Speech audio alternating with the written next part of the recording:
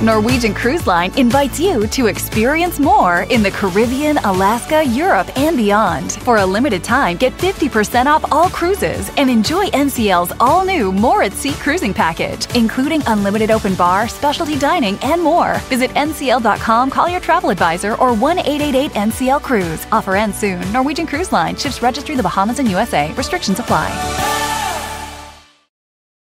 The most innovative companies are going further with T-Mobile for Business, like Delta Airlines.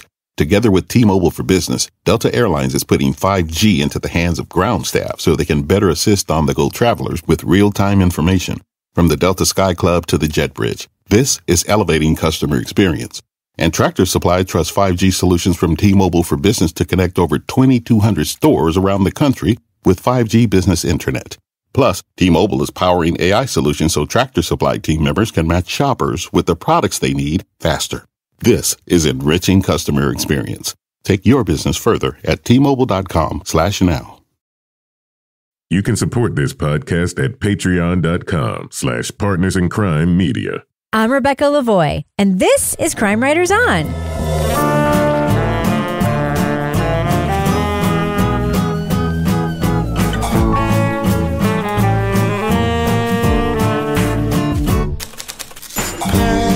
Crime Writers On is the original true crime review podcast that digs into true crime, pop culture, other podcasts. And on this episode, hard-hitting investigations, historical reconsiderations, whodunits, and a bit of hysteria. There is something for everyone in our top 10 lists. We'll reveal our best podcasts of 2024. Joining me to get that done and more is true crime author, TV journalist, and host of These Are Their Stories podcast, my husband, Kevin Flynn. Hi, love of my life, Kevin. Oh, you panicked for a second You there. didn't have it in the script. Oh, I think I have an old script here. I think I copied and pasted like the outline from 2020 something and just dropped it right in there. Do you know why Kevin's love of my life, guys? Why? Because we went to a wedding this weekend and I said something really romantic to him, right? Like during the wedding part, because it was really romantic. And then I said something romantic back. Want to hear what he said? And then you said something romantic and then I said... Yes. And he said, does this mean tonight we're doing... Ew. Nice. Yeah, the answer is no. No. Also with us is... Oh, well. Hey. Never hurts to ask. Yeah. Also with us is private investigator, certified pet detective, resident cat lady, and author of The Final Curtain, Lara Bricker. Hi, Lara. Hey, Rebecca. Lara, you look like that woman from The Killing right now. I've got Take a sweater. My huge sweater on because I was skiing in like the frigid temperatures of New Hampshire today. I'm like bundled up like Nanook of the North right now. I met her husband. Yeah. He was very nice. Yes. Murray Enos is married to Alan Ruck. Oh. And when I interviewed him, we talked about her and how much I loved her in that show. And finally, our captain of all things cynical, author of the City Trilogy of novels, host of Strange Arrivals, and our Patreon Deep Dive Book Club podcast host, Toby Ball. Hello, Toby. Hello, Rebecca. All right, so Kevin, this is Monday's program. It is. What's coming up on Thursday's show? On Thursday, we're going to talk about the best TV and documentaries and films of 2024. It is my favorite time of year, and not just because I'm freezing my ass off, but because we are going to talk about the best podcast that we reviewed in 2024. Is everybody ready to go? Yes. Yes. Let's do it. 2024 was an exceptionally strong year for podcasts. There were multiple investigative series, fascinating retrospectives of the history you thought you knew, and even some lighthearted fare that was quirky and entertaining. But which titles truly stood out? We'll hear from all the crime writers for our top 10 podcasts of 2024. Before we begin, much thanks to Linnea Motter for managing the list of reviews on the Crime Writers On website. Every thumbs up and thumbs down is there, and we rely on that spreadsheet to help us remember what we liked. Yes, thank you, Linnea. Also, each of our top 10 lists is listed in the show notes and crimewriterson.com/reviews. You can see our lists there in case you missed something and you want to check it out later. Are we ready to go? Let's do it. All right, let's do it. Let's unveil the best podcast of 2024 by revealing our top 10 lists. Kevin, what is your number 10 pick for 2024? My number 10 pick is Broomgate. Yeah. Anyone who tries curling will tell you, mastering the physical aspects of the sport takes years and thousands of slides to get right. And now, within a month, all it took to be good was knowing how to use a goddamn broom. Well, it's a quirky story about a super low-stakes controversy. Host John Cullen recounts what happens when the hardline broom was introduced to the gentlemanly world of curling. This was a perfectly bloodless crime against sportsmanship and decorum. I liked how it kind of leaned in to the low-stakes-ness of it. And it was a fun podcast that was put together very well. So for me, I really liked Broomgate, and that's why I made my list. It made my number 8, Kevin. We actually have the same 10 and 8, but reversed. So your 10 is my 8. I loved Broomgate. It's so fun, so low stakes, and so silly, but in a way not silly. It's kind of a masterclass in making something that's good enough to be in my top 10, but also something that's fun, has a sense of place, characters, and heart. And I learned about curling. So I loved it. So my number 10 is Backfired, the Vaping Wars. There is the devil you know versus the devil you don't know. Current smoking is definitely the devil you know. And here it's really, the nicotine doesn't bother me so much, but I do worry, I think like everybody else, about the devil you don't know. I loved this Leon Nayfuck podcast. Leon investigated whether or not vaping is bad for you, essentially. And we learned a lot, but mostly we learned that Leon used to be a chain smoker and now is a serial lying vapor.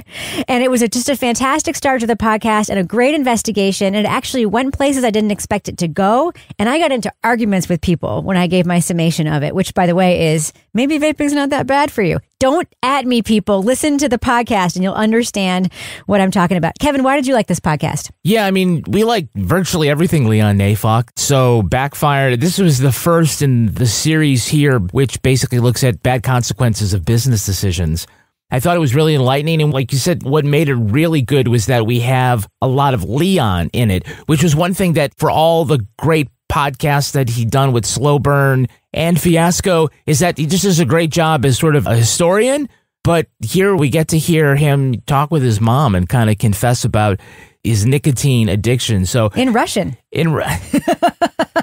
Somewhat in Russian, yeah. So that's why I found it enjoyable, but also a little controversial, a little spicy on the takes on like whether or not vaping is bad for you and what parts of it are bad for you and what parts aren't. What flavors?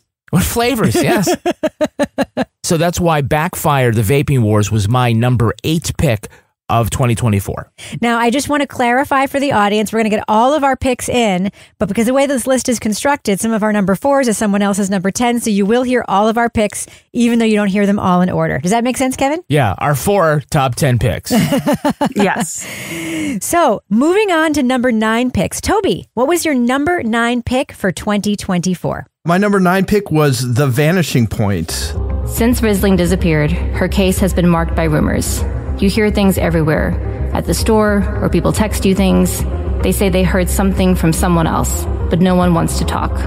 The Vanishing Point was a look at a variety of missing and murdered people in a small Indian reservation in Washington state. It's a good primer for people who aren't really versed in this topic. But even if you are kind of versed, it offers a sobering look at different factors which can lead to these tragedies. The reason why I have it in here in particular is that some of the stories I felt like really stayed with me after the podcast. There's one in particular about a woman who had pretty severe mental health issues and just sort of seemed to be waiting to be victimized. And it was tragic and very well told, I thought. Kevin, what was your number 9 pick for 2024? My number 9 pick was Fallen Angels. You can write a story that explains why having a powerful person who's also an eye surgeon in a position overseeing young students and doing all these drugs and associating with criminals is not an ideal situation. So this not only looks at the scandal around a dean at the USC Medical School and the young woman that he turns into his drug sex slave, but it also gives us some behind-the-scenes dope on the LA Times and how editors there tried to spike their own reporting. And what makes this podcast even more amazing is that this is an LA Times podcast told primarily by those journalists who fought their own paper in order to get the story out. It's not perfect. There was this late pivot into a different case that made the whole series feel a little imbalanced, but this was a podcast that named names, and speaking of getting spicy, they got spicy with other journalists. I loved it. So, Toby, this was your number 5. How come? I mean, I agree with most of the stuff Kevin said. I think the era that we're about to enter into makes this sort of particularly timely in the pressures that sort of money and power put on journalism, and journalists being able to or not able to resist the force that's brought against them to try and quell stories. So I really liked it at the time, and I think sort of events since then have made it even more sort of vital. Well, my number 9 is The Man Who Calculated Death. I think Mom often felt like she suffered, that's what she deserved. Because her dad was a Nazi scientist. And see what happened to the family. So the reporter who made this podcast, Suzanne Rico, rules. I absolutely love her. This thing was a tightrope walk. It's a multi-layered story. It's not just about one thing, but Suzanne, along with her sister, promised their dying mother she would complete her memoir and sort of fill in this family legend, which is that their grandfather, a German scientist named Robert Lesser, he invented the V1 flying bomb and worked for the Third Reich. And he may have been the inadvertent cause of their grandmother's death in a German country farmhouse that was bombed. I was so worried when I started listening to this that it would be like, we love our granddad and he was a Nazi kind of situation. It walks a very, very thin tightrope and does it so well. It handles the Nazi stuff so well. The family story it handles even better. I think it's gorgeously written, reported, and well produced, and should be listened to, as Toby said, right now. And Toby, I see it also made your list at number 10. It was my number 10 because it was slightly better than the number 11 one. Just one more better. I agree with everything you said. And I think that you also, in addition to all that, you get some interesting personalities, particularly with her aunts, which is kind of fun to hear them talk about things and get to know them a little bit. And I guess the other thing is that it's like this really interesting mix of traditional podcasts and then almost like audiobook stuff, because the writing is so, I'm not sure literary is exactly the right word, but it's really, really well written and not necessarily written to be spoken. So it gives it a slightly different texture than most people are probably used to. All right. So Lara Bricker, we are at number 8 and it's time to get you in on our conversation. Tell us, what is number 8 on your list? Number 8 on my list was Cover Up the Anthrax Threat.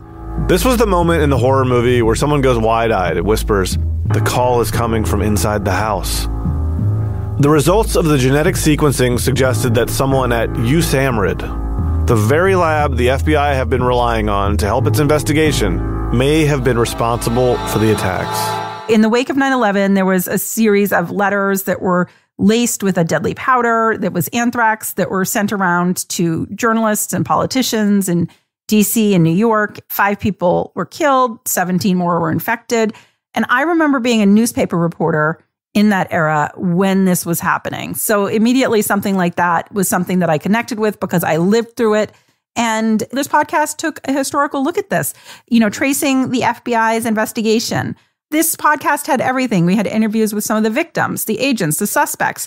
It's like, where were you when? And so anytime we have a where were you when situation, and then you can hear sort of a reflective, thoughtful, well-researched look into that, that for me was very interesting. And that's why it was my number 8. Number 7. Let's move up the ladder to that number 7 spot. Kevin, what podcast came in 7th on your list? It was Varnamtown. We're going to encounter a tidal wave of toilets. A huge replica town that's almost as big as the town itself. And eventually, over the course of the season, DEA agents, the future governor of North Carolina, and a woman who did her laundry with cocaine instead of laundry detergent. So this is one of the quirkiest stories that we've heard with an unlikely host. So here's the setup. Pablo Escobar bribed an entire North Carolina town so he could smuggle cocaine into the U.S. using REO Speedwagon's touring airplane. Everyone in town got rich until one outsider blew the whistle. and everybody was pissed at him. Yeah. So one of the co-hosts of this podcast is actor Kyle MacLachlan from Twin Peaks and whatnot, and he is wonderfully charming and unexpectedly good in this role. And he and his co-host, they go to Varnamtown to try to separate fact from fiction.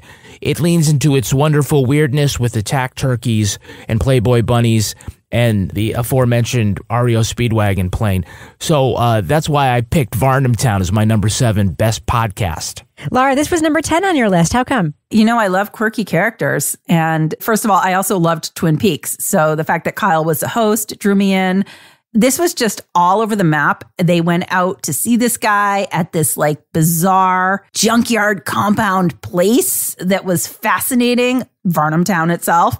And also they had like weed advertisements on the podcast. Yes. And I was like, why can't we get some weed out? No. They had some of the best ads. They had some of the best ads I've ever heard on any podcast. They were great. 1 breakfast item per box. Don't be greedy while subscription is active. I loved the rapport between the hosts. I love the quirky characters. I was like, you can't make this shit up. These are the type of stories that I enjoy. And I would have loved to have been out there with them traipsing around in Varnamtown. So that's why it made my list. So, Toby, what was number 7 on your list? My number 7 pick was Radical. How much of what he was doing in the West End did you see as a continuation of who he had been before, or was it a departure? Yeah, no, he made a complete change. He made a complete change. We listened to it at a really good time for me because this is while I was like waist deep in 60s and 70s radical politics. So this was sort of akin to that, but in the Southeast instead. It's about H. Brown. You know, so it's interesting hearing his story, and then eventually he is convicted of murdering a police officer. So I thought it was very evocative of the time. I thought the personal story of H. Brown was really interesting. And again, it came up at a time when this was stuff that I was thinking about quite a bit. So it was also very timely for me. Okay, at our number 6 spot, Lara and Toby, you each picked a podcast that appears exclusively on your respective lists, and they are both at the number 6 spot. So, Lara, tell us which podcast that is for you. So my number 6 pick was The Runaway Princesses. And if you are watching this video, it's not such a good thing. Either I'm dead or I'm in a very, very, very bad situation. So this was the story that focused on several daughters of Dubai's ruler, the Sheikh, who attempted to flee the country, and the podcast exposed the alleged abuse and control that these daughters faced within the royal family. It particularly highlighted the case of Princess Latifah, and she tried to escape multiple times. So this was the podcast, when it came out, that had me rage walking in the freezing cold weather because I was so angry when I was listening to it that I had to see what happened. Unfortunately for me, at the end, I was still angry what happened because it felt like the international community didn't really rally around these women in the way that I had hoped. And you hear about what happens with them, you know, basically going back and no longer attempting to flee, and you kind of wonder. But I think for me, it was something that I felt like I was glad that this was exposed. I was glad that this was brought out. I was glad that this story was told. And it was told in a very compelling way. So I'm glad it was told. Toby, what podcast sits at number 6 on your list? Number 6 on my list is Slow Burn, Gays Against Briggs. To have the ability to fire someone because they were gay was a very big deal. And if you stick your neck out, if this goes badly for us, you could lose everything. I felt like this was another strong entry in the slow burn canon. It concerns an anti-gay ballot question / crusade that was led by this complete asshole, a state senator named John Briggs, who was trying to make a name for himself, basically by... Toby needs to write the log lines for these. Yeah. That asshole. Yeah, tapping into homophobia. It was particularly, I believe, attacking gay people who were teachers. It's well sourced. It's well written, as all the slow burn stuff is. I thought there were some really kind of incredible moments and little stories from different people who were involved. And again, I guess this is kind of a theme for me for this year, is that it really felt like it resonated strongly with stuff that's going on today, particularly the attacks and demonization of the transgender community.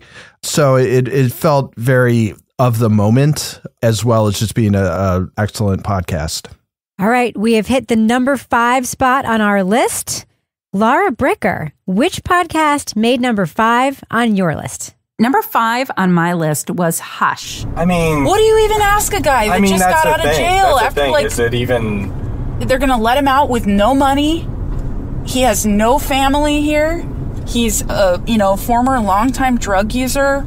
He has a lot of hurdles in his way. I just am like it feels wrong to be like, sir, are you excited? Yeah. Hush was the investigative podcast from Oregon Public Broadcasting that talked about the case of Jesse Lee Johnson, who was a man who was on death row in Oregon for 17 years. We find out at the beginning of the podcast he is no longer on death row. So it's telling the story of what happened in his case, how he got out, what the case process was like. And for somebody that works in the criminal defense world and gets particularly enraged about wrongful convictions, I really loved the way this story was told.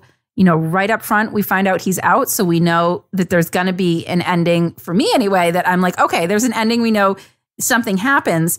But it was just told in a way that the writing was very compelling.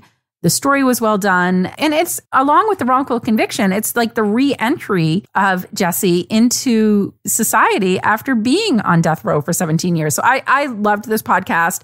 It was not an easy listen, but I think it was something that was important to listen to. Yeah, this is number 7 on my list. I love this podcast too. We should mention it was hosted by Leah Satilli, who did the reporting here. Leah, of course, is one of our favorite podcasters, and we know her from podcasts that look into domestic terrorism and other kinds of extremism.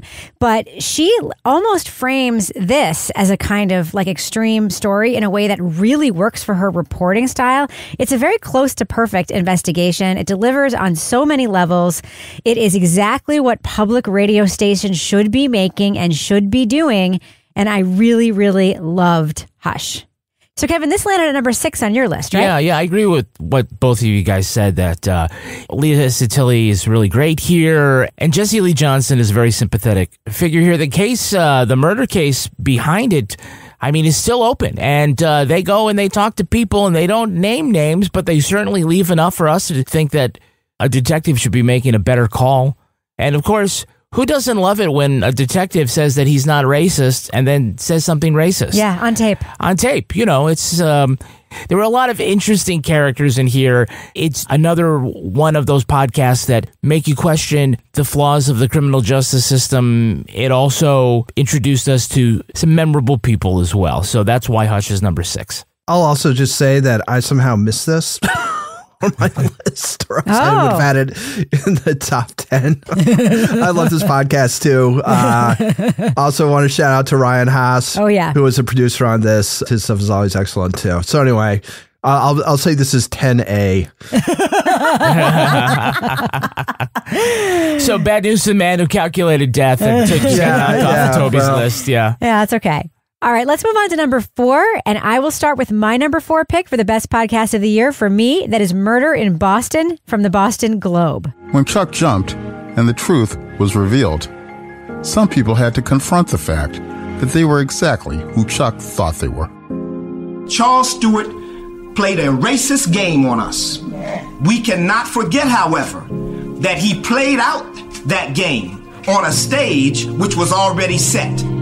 I loved this podcast so much. I actually think about it all the time, especially as I'm completely immersed in looking at the Karen Reed case, because there are some threads here of Boston cops and old boys club and corruption that really thread through here. This is a 1989 crime that a lot of us think we know all about. This is Charles Stewart's murder of his pregnant wife, Carol. He killed her. He blamed it on an unknown black suspect, setting off a manhunt in Boston and caused a lot of havoc. This murder was a big deal. There is some incredible investigation in this podcast, new investigation, and some of the most incredible tape I heard this year, speaking of racist cops. The historical elements were incredible. So were these candid statements by cops and other people who were involved.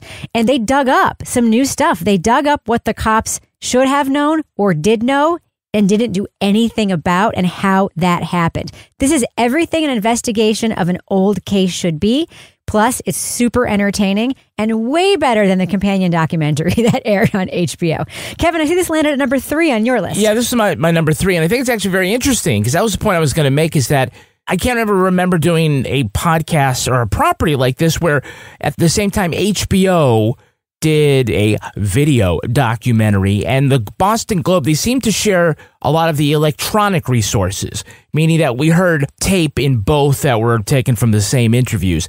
However, both teams worked independently of one another with their writing and their framing of it. So it was interesting to compare the podcast almost with itself, with its own news gathering.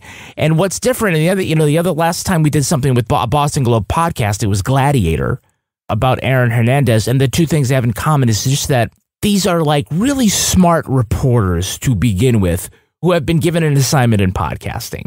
And so they bring this very refined way of sort of looking at stuff, not elitist at all, but really smart and steeped in super solid journalism. And this also, made us look at this case differently. This really did sort of bring around the whole concept of racism in Boston and how it was denied and downplayed because it's New England. It's not the Deep South, so it couldn't possibly be there.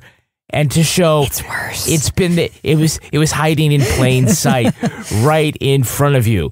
And all you had to do was acknowledge it. Like acknowledge all the great work we do on Patreon. Just like that. You go to patreon.com/partners in crime media. Just like the racism in Boston, you should acknowledge our work on Patreon. We are in the business section with a banger of a transition, Kevin. Nice job. Hey, it's a wicked good one, all right? For just a couple of dollars a month, you can get this wicked exclusive content, kid. All right? You ready for this one? I am. Crime Writers on After Show. What's this week's After Show about, Kevin? Well, we got 10. We each got 10 great things here. 10 great podcasts. We got 10 great TV shows. 10 great things. That's like 20 things. Yeah. Then you multiply it by all of us, that's 80 fucking things. Yeah. But still, there was great stuff out there that we didn't get to talk about, ain't making our list. So, we're each picking... Okay, I'll just stop the accent. Yeah, thank you. Thanks. Appreciate that. Yeah. I'm going to go to Dunks I like later. them apples. I'll get a curl up. Okay,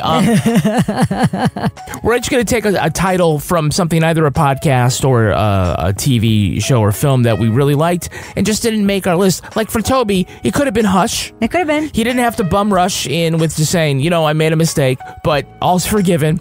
But a lot of other great things, you'd be like, well, how come that didn't make your top 10 list? It's like, well, we have to draw the line somewhere, so we're just going to imagine. At 10. Yes, that's a good number too. That if we could have added something, we'll do that and we'll talk a little more about maybe it's something that was quite literally overlooked by all of us. So that's going to be on the Crime Writers on After Show. Other great stuff you can get when you join us on Patreon include Married with Podcast, our advice podcast, Lara Bricker's Leave It to Bricker podcast, Rebecca's Readathon about the Karen Reed case, and Toby Ball's Deep Dive Book Club podcast. To get all of that, just join us at patreon.com/partners in crime media. We're going to have all sorts of new stuff in 2025.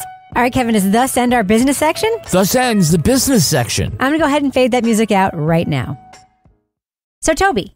Yep. Who's our next sponsor for this program? Toby doesn't know. Oh, he doesn't? He doesn't. Why would you be asking him? That's a good point. Yeah, okay, so we're sponsored by our friends over at Quince. Oh, my fave. Yeah, why is gift giving so enjoyable? Because it feels good to have people open stuff that they like. Yeah, right. So I'm sorry, that was a rhetorical question that I was supposed to answer. Like, why is it enjoyable for me? Because I'm kind of bad at giving gifts. You're very bad at it. So, like, to have a nice prompt for something, especially when it comes to clothing, because I think as a dude, we can agree that it's sometimes hard to pick out, like, really great stuff. But it's all, what makes a great outfit is not just something that looks good on you, but a little bit of luxury, right? So you get quality gifts at an affordable price for Quince. Now, as much as I like giving gifts, I like giving myself stuff. You also like getting gifts. I like getting gifts. You know what I just did? I bought a pair of joggers from Quince. You love those for under joggers. $50. Yeah. Yeah, I've never had joggers before, and so they really like how they fit and they look. But Quince has a whole bunch of stuff for under $50. It is perfect for the holiday season. Plus, it's really quality stuff. Gift luxury this holiday season without the luxury price tag. Go to quince.com/crime. Crime! For 365-day returns plus free shipping on your order. That's QUINCE.com/crime. Crime! To get free shipping and 365-day returns. quince.com/crime. Hey, I'm Yara Shahidi, and I'm the host of The Optimist Project. This is the podcast that asks, what gives you hope? Each week, I sit down with changemakers you may or may not know, from comedy, music, academia, and more, to uncover what inspires them to create a better tomorrow. Join us as we find out ways that we can cultivate optimism in our own lives. You can find The Optimist Project wherever you get your podcasts. Don't forget to follow the show so you never miss an episode. The most innovative companies are going further with T-Mobile for Business, like Delta Airlines. Together with T-Mobile for Business, Delta Airlines is putting 5G into the hands of ground staff so they can better assist on-the-go travelers with real-time information. From the Delta Sky Club to the Jet Bridge, this is elevating customer experience. And Tractor Supply trusts 5G solutions from T-Mobile for Business to connect over 2,200 stores around the country with 5G business internet. Plus, T-Mobile is powering AI solutions so Tractor Supply team members can match shoppers with the products they need faster. This is enriching customer experience. Take your business further at T-Mobile.com/now. All right, let's resume our list of the best podcasts of 2024 as we move into the shows that made, drumroll please, our top 3. Toby, which podcast did you say is your number 3 podcast of 2024? The one I said was my number 3 podcast. Because I forgot about Hush. Not counting the few that I realized I forgot as we've been going through. No, I'm just kidding. This is actually an awesome podcast. On our watch, New Folsom. And she's like, what happened? And she goes, how did this happen? I was like, I don't know, but it's his job. And I just kept saying it's his job. This is all because of his job. She goes, where does he work? And I'm like, he works at CDCR. So this podcast follows the efforts of a father to investigate the death of his son. His son, whose name was Valentino Rodriguez Jr., was a former guard at Folsom Prison who may have been driven from his job by other guards who were involved in the abuse of prisoners, which Valentino Jr. was trying to expose. The reporters in this podcast just made really good decisions on sort of both large issues and small issues. And in weighing, on the one hand, you have this broad issue of sort of abuse against prisoners in this huge California prison. And on the other hand, you have the story of a father sort of investigating his son's death. And, you know, we've certainly listened to a lot of podcasts that have these sort of dual narratives or dual themes going that kind of tilt one way or the other in a way that's not very satisfying. And they seem to really nail it. You know, this was earlier in the year, so I had to go back and kind of listen to my review and stuff. And the craft that went into making it, I thought was just sort of superior. It was very smartly done. And that is why it is number 3. Yeah, this podcast made number 6 on my list. Again, this is a public radio station podcast. It was made by KQED in California. The thing that I loved about this season of On Our Watch, which was extraordinary, was that many podcasts have these like episodes that, you know, you're doing the story, but each episode takes a deep dive into an aspect of the story that sort of takes you on a side journey, and then they move on. Every episode of this podcast that took you on a journey, you needed that journey to understand the next episode. It was one of the best constructed podcasts I've listened to in a really long time. It was like the lead-ins from one episode to another were great. Episodes began where the last one started off, but you couldn't do them if you didn't have what they'd given you beforehand. And that was just special and rare. And I thought this podcast was beautifully put together. And it's, again, exactly what public radio stations should be doing with their journalism in this format. Lara Bricker, I see this also made your list at number 7. Yeah, I liked this because it was a real investigative reporting journalism podcast. It's going inside prison.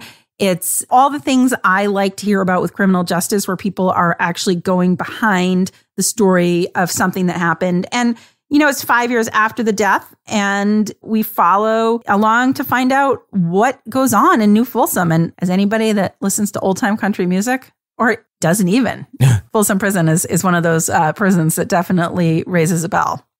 All right, let's move on to our number 2 best podcast of the year. Kevin, your number 2 pick is one of only 2 unanimous selections on our list, podcasts that made all 4 of our top 10s in some way. Which podcast is your number 2? Hysterical is my number 2 podcast for 2024. But when a mystery illness is tearing through your town, settling on labels and definitions takes on a little more import. We're not just trying to categorize our lives here. We're looking to stop this thing from spreading. And we're looking for a cure.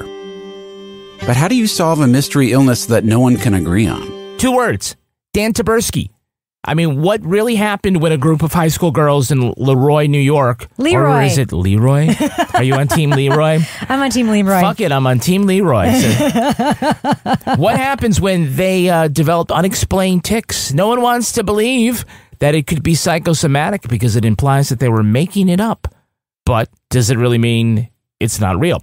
Not only does Taberski effortlessly take us through this incident, talking to people who were there in a way that is so genuine and curious that very few other people have, but he also shows us other examples of things that might be mass hysteria. And so I'm glad that we 4 are in agreement that this is an exceptional podcast. Yeah, this one made number 3 on my list. It's funny, it's fascinating, it's atmospheric, it's completely Dan Taberski. It's as close to perfect as a narrative podcast can get in terms of writing and production and the amount of illumination it brings you.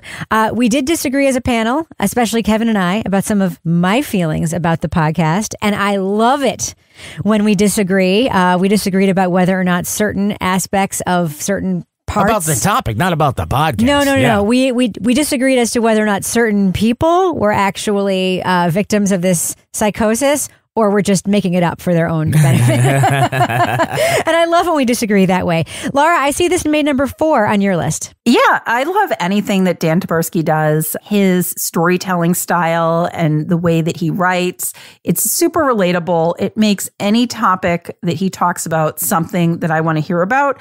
And as somebody that has read some fictional books about hysteria, I was super interested to hear the story behind that.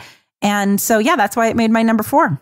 And Toby, this was number 8 on your list. How come? I didn't think it was as good as number 7. Slightly better than number 9. No, again, like Kevin said, Dan Taberski, he's got a unique thing going, and his podcasts are sort of universally good. Some of them have been some of my favorite podcasts. And, I think in other hands, this might not have been like a super effective story, but he did a great job with it. And he's one of a handful of podcasters. When you see their name associated with something that's coming up, you're psyched because you're going to have some good listens coming up. So, Toby, yes, you have a number 2 podcast that we need to hear about. I'm still talking. All right. Yeah. Oh, sorry. I thought you were done. My number 2, just one down from number 1. It's Murder on Music Row. It's a song about the lethal influence of money, greed, and the lust for fame. I'm convinced, after all my research, Kevin Hughes tried to operate in his little sliver of the music business by steering clear of all those things. He tried to show integrity, and it got him killed. So Keith Sharon, who is actually a friend, this did not affect my review, but he's been on the deep dive several times. I just thought he did a great job of evoking Nashville at this crossroads moment where it's sort of going from this old Nashville where it seems like a lot of stuff is kind of shady or done on like sort of a handshake or written on a napkin or whatever, to this sort of more professional Garth Brooks, new country type scene. So I felt that was very evocative. The actual case, the murder, is sort of wrapped up in that transition. But I thought what really distinguished it for me was the writing, which I kind of felt was like unusually evocative without any of the downsides that we sometimes heard of people who are trying to like have a certain voice or whatever to fit the narrative. And it just comes off as being forced or whatever.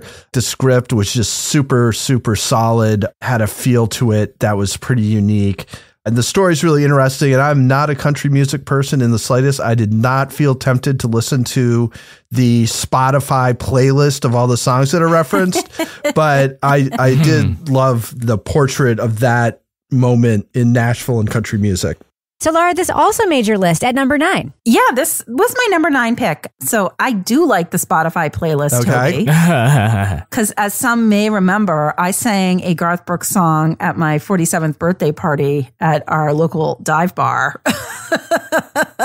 And so I appreciate sort of the world of country music, but I really enjoyed the way that the story was told. We hear so many straightforward, kind of, I don't want to say run of the mill, but we hear a lot of true crime stories that are the same. And hearing something that's set within I'm going to call it a subculture, this country music subculture, was really fascinating because we not only learned about the crime, but we also learned about that world. And I enjoy having that window into that world and hearing about the rest of the story and the people and the culture that were around what was happening. Yeah, this was my number 5 pick, Laura. I agree. I thought that this was a really interesting take on the music industry here.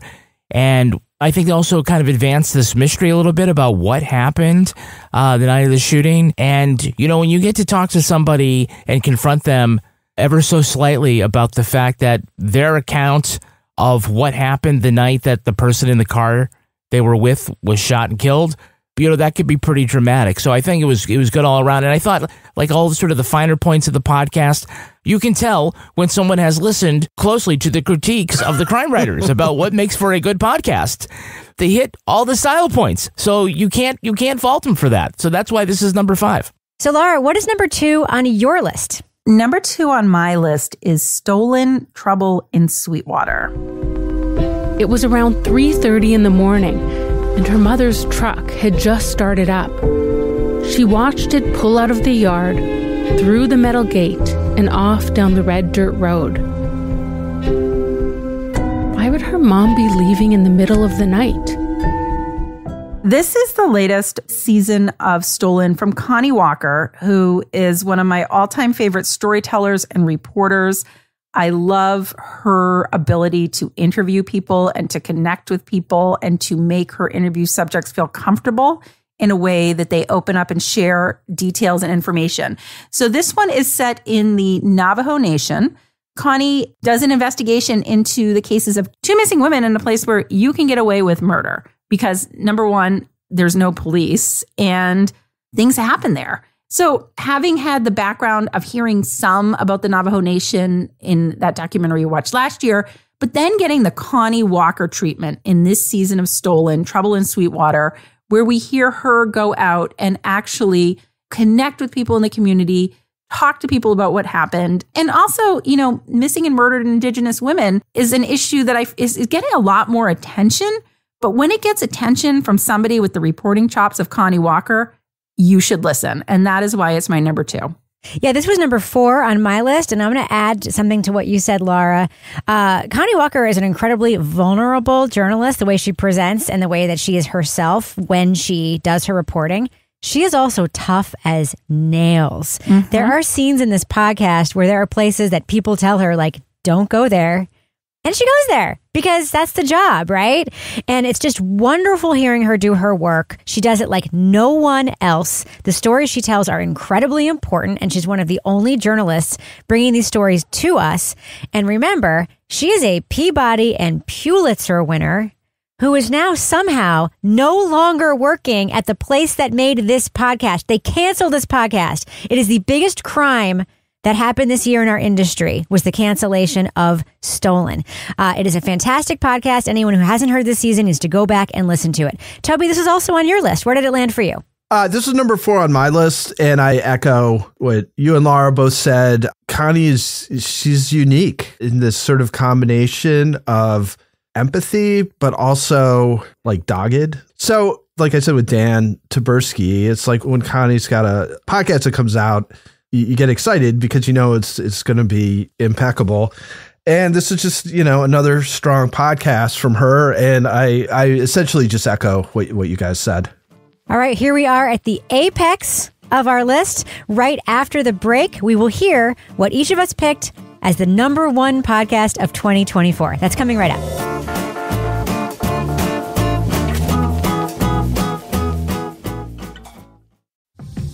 Hey, I'm Yara Shahidi, and I'm the host of The Optimist Project. This is the podcast that asks, what gives you hope? Each week, I sit down with changemakers you may or may not know, from comedy, music, academia, and more, to uncover what inspires them to create a better tomorrow. Join us as we find out ways that we can cultivate optimism in our own lives. You can find The Optimist Project wherever you get your podcasts. Don't forget to follow the show so you never miss an episode. From the Delta Sky Club Welcome back, Miss Klein. to the Jet Bridge, Delta Airlines relies on 5G solutions from T-Mobile for Business to power operations and serve customers faster. Together, we're putting 5G into the hands of ground staff so they can better assist on-the-go travelers with real-time information throughout the airport. This is elevating customer experience. This is Delta Airlines with T-Mobile for Business. Take your business further at T-Mobile.com/now. Create your oasis with Thuma, a modern design company crafting simple, elevated furniture from premium, eco-friendly materials. Thuma's core collection, the classic bed, nest dresser, and pillar bookshelf, combines the technique of Japanese joinery with thoughtful design for timeless style and lasting quality. Assembly is quick and easy, taking just 5-ish minutes with no tools required. Explore the full collection at Thuma.co or visit their flagship location in New York City. For $100 off your first bed, head to Thuma.co. That's Thuma.co. Holiday magic is in the air, and DSW's got all the shoes to make your season extra merry. Believe, you've got parties to attend and lists to check twice, so DSW is taking care of the details, like gifts to make their eyes all aglow, styles that bring joy to your world, brands everyone wants, like UGG, Nike, Birkenstock, and more, and deals to make your budget bright. Find the perfect shoes for you and yours at a DSW store near you or DSW.com. Now, let's do what we do. We have reached the top of our lists. Let's reveal what we think the number one podcast of 2024 is for each of us. Lara Bricker, which podcast did you list as number one? My top podcast of 2024 is In the Dark Season 3. Maybe in their eyes it's justified, They lost one of the most loved guys in the company, so they just weren't happy. In their eyes, if that was the case, in their eyes, it was justified. Not in my eyes. In your eyes, what would that be? I mean, sounds like murder, right? So this is the latest from the In the Dark team, now part of The New Yorker. One of my favorite investigative journalists, podcasters, Madeline Barron. They find out what actually happened in Haditha in 2005. So in 2005, a small group of U.S. Marines killed 24 civilians in Haditha, and the case became a very high-profile war crimes case, but it fell apart. Why? It seems pretty clear when you're listening to this. Somebody should be held accountable. And Madeline and her team go in, and I think we all said at the end of this, okay, what's going to happen now? What's going to happen with this information? Is anything going to happen? This story for me was rage-inducing. It was heartbreaking. It was maddening. It was just extremely well reported and researched. It took a very long time for them to do this amount of research. So, it was an extremely thorough investigation. I would like to see this become like a documentary to reach more people, because this story was very important to get out there. Within that, though, the writing style of the In the Dark team is so compelling to listen to that even when you're listening to extremely heavy, intense material like this, it's told in such a way that it's interesting to listen to. So big, huge thumbs up, Madeline Barron and the team at The New Yorker, In the Dark. That is my number one podcast of 2024. Yeah, this is my number 4 podcast pick of the year. It's fantastic. Like we say that Madeline Barron and her team do not make bad podcasts. So much time was put into this. It was expertly crafted. And as far as an investigation goes, it's a big swing. And how does one prove what happened 2 decades ago in a small Iraqi village when the official story is something completely different? And they find a way to get answers and to, more importantly, allow us to go on that journey with them. And also, let's not forget how they made news by identifying a previously unidentified victim of that day, too. So, excellent job. Yeah, this is number 2 for me. It is a masterclass in investigative journalism. I cannot believe what this team was able to accomplish with their reporting. Not only did they break that news, not only did they tell the whole story and get documents that had never before been seen by the public revealed, they created a database of war crimes committed by U.S. soldiers that was brand new. There isn't one. This team created it. This is an extraordinary feat of journalism that has one of the best pieces of tape I have heard in years in any audio story. It's in an episode where they speak to a victim and then the translator has a reaction to that. It is just incredible. And as Lara said, somehow, miraculously, this very, very difficult and challenging topic is written in such a way that you cannot wait to hear the next episode. That is a magic trick. And Toby, I see that you also chose this podcast as number 1 on your list. Tell us why. Well, I echo everything that everybody has said. I'll just say 2 more things. One of which is, I don't know what other ambitious, successful investigative reporting has been done in other media, but it just feels like this is just such a huge story. And regardless of whether it's podcast or a magazine or whatever, I just have to imagine that it stands up to anything that was done this year. The second thing I'll say is it feels like every year there's like an episode that kind of stands out to me from a podcast. A couple of years ago, I think, was it Suspect, where they describe this Halloween party in a way that was just very kind of visceral and suspenseful. There's Connie Walker's episode in the Surviving St. Michael's podcast, where it was just essentially is kind of like a montage of people who had survived this boarding school talking about their experience. And I kind of felt the same way about In the Dark Season 3. There's an episode where a lot of it is just describing photographs that they turn up, and just saying it makes it sound like it would just be tedious or like a weird exercise. But in reality, it was just very, very affecting.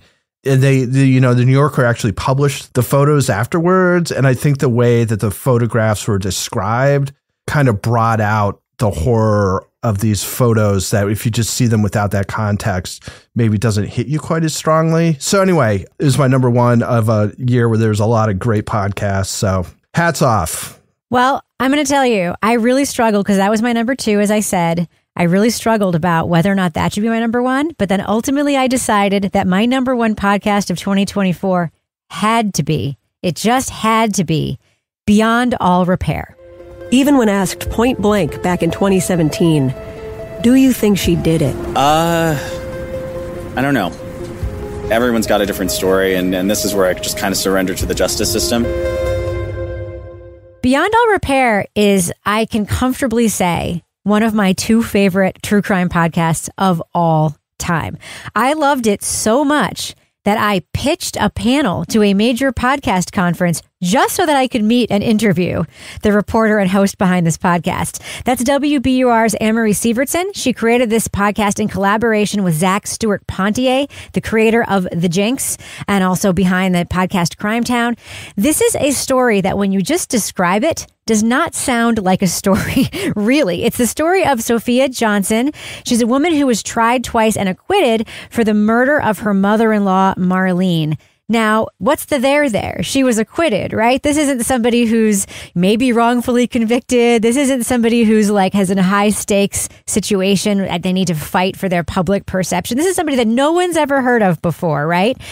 But what this podcast is really about is whether or not you know a liar when you see one, and about how fucked up a family can actually be. It is an incredible feat of writing. It is an incredible feat of journalism. It is an entertaining and addictive podcast to listen to.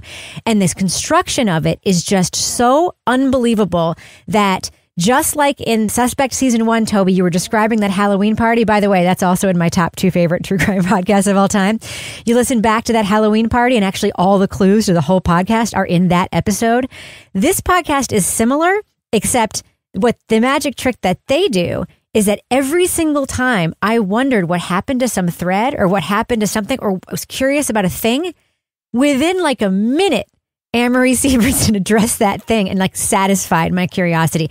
It's just beautifully made, beautifully scored, beautifully constructed, beautifully produced. I loved everything about Beyond All Repair, and that's why for me it goes in the Mount Rushmore now of true crime podcasts.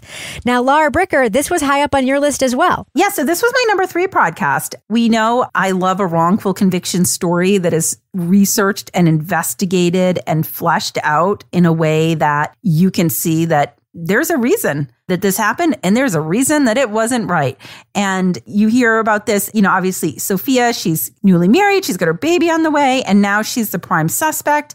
And you hear this unraveled as this story is told in such a way that was just so well researched and reported and investigated that you're like, what else do I need to know at this point? That is why it was my number 3. What about you, Kevin? This was my number 1 podcast of the year. Yeah. I agree with everything you said. This was the rare podcast that I was rushing to get to the next episode. Sometimes, we get podcast episodes in advance so that we can prepare them for review. And we got the first 9 out of the 10, I think it was. And we got a rough cut of like an 8 and 9 at that time, yeah. We didn't get the last podcast episode. And when we got there, when we finished everything that we had listened to, I screamed. And then we contacted WBOR. I said, I got to listen to the next thing. The finale, we got to hear it. I got to hear it. And that's just like great storytelling. True crime doesn't necessarily need to be bloody and gory. It doesn't need to be lurid. It was just a real feat of telling the story of family dysfunction and really letting interesting characters come alive and be themselves. Tell on themselves. And then, the magic trick for me was that you'd be there, and it wasn't until you got near the end that you realized that you were dealing with an unreliable narrator. And that's a theme from 2024 in podcasts and in documentaries, is what is the truth and what constitutes truth. And this was a great example of that. So that's why Beyond All Repair is my number 1 podcast of the year. I feel as though I should just mention, since everybody else loved this podcast, that I did not actually hear this podcast because I was living it up in Sarasota, Florida, the week that we did this. So do not take my lack of adding it to the top 10 as some kind of weird diss. It is just because I haven't heard it. I am looking forward to listening to it, and I will report back when I do. Imagine if Toby listens to this and is like, I hate it. It sucks. Why didn't you guys review McKamey Manor while I was gone, and then I could have done this one? That's true. That's true too. I recommended it for Amber to review. Well, that wraps up our top 10 podcast list of 2024. Again, you can find all 4 of our top 10 lists in the show notes right here or on our website, crimewriterson.com. And I encourage you to share screenshots of those top 10 lists in your social media feeds or elsewhere so people can see what your favorite podcasters think were their favorite podcasts of 2024. That's going to do it for us. Lara Bricker, if folks want to reach out to you and give you feedback on your podcast picks, how can they find you on social media? You can find me at Lara Bricker on Blue Sky and Instagram, and occasionally I check Twitter, but not that often. Toby Ball, folks want to reach out to you and say, hey, listen to Beyond All Repair. How can they find you online? You can throw in at Toby Ball and H, and on some of them I'm there, and some of them I'm not. What about you, Kevin Flynn? I'm at Kevin P. Flynn. And Kevin Flynn on Blue Sky. Yes. And if you want to follow me on Facebook or Twitter or Instagram, you can find me everywhere pretty much as Reb Lavoie. You can follow the show everywhere at Crime Writers On. I encourage you to join our Patreon. I encourage you to join our incredible Facebook group where all the coolest people on the internet live. Our theme song was composed and performed by Tyler Gibbons. Our line editor is the terrific Livy Burdett. The executive producer of this show is Kevin Flynn. This show was recorded in Studio C, the closet in our New Hampshire basement, where we also live in constant fear that Madeline Barron will knock on our door with just a few questions. On behalf of all the crime writers, thanks so much for listening. We will catch you later. The best podcast that we reviewed in 2024 is Everybody Ready to Go? Yes. Yes. Let's do it. Leading off, clip 1. No, there's no clip. Oh, leading off. 2020. Hey, you should have been there, yeah. We're off to a flying start. Yeah. It concerns an anti-gay ballot. It concerns an anti-bay ballot question. They don't want the bay in that town anymore. Yeah, fuck those bays.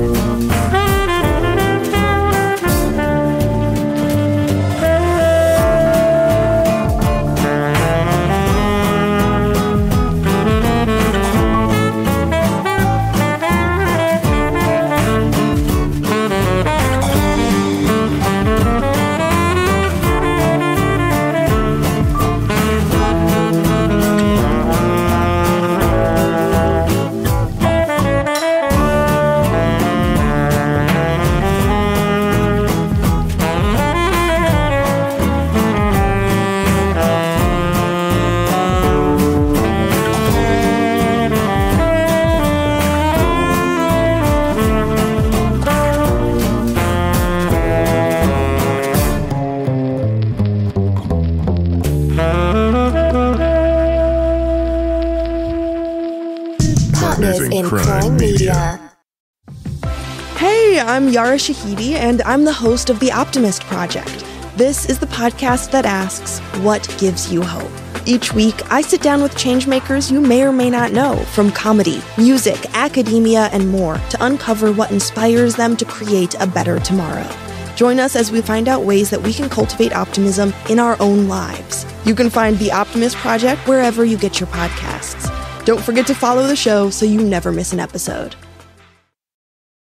No matter what happens to your phone this holiday, whether it crashes down the chimney or gets broken like a New Year's resolution, Verizon's got you. Now's your last chance to trade in any phone, any condition from one of our top brands and get a wonderful new iPhone 16 Pro with Apple Intelligence on Unlimited Ultimate and iPad and Apple Watch Series 10. That's up to $2,000 in value. So you'll save big on 3 amazing Apple gifts, only at Verizon. Service plan required for iPad and Apple Watch. Up to $2,000 value based on iPhone, iPad, and Apple Watch. Trade in and additional terms apply. See Verizon.com for details. Apple Intelligence available now.